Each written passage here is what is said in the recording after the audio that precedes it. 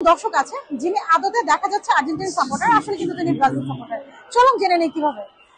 আপনার আর্জেন্টিনা থেকে ব্রাজিলে এসেছেন, একটা গল্প আমাদের বলেছেন, কেন এসেছেন? ব্রাজিল টিম আমাদের বারবার হতাশা করছে, তার কারণে আমি আর্জেন্টিনা এসে পড়লাম।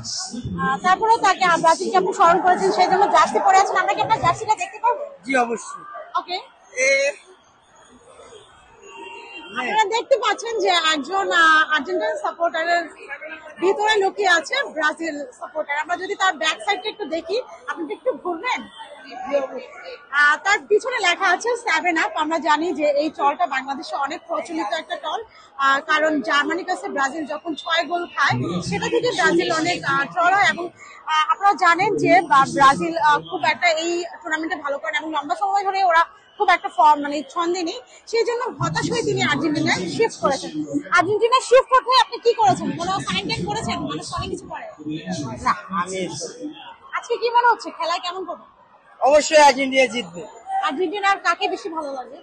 Lionel Messi. ডি মারিয়ার শেষ ম্যাচ নিয়ে কি কিছু বলার আছে?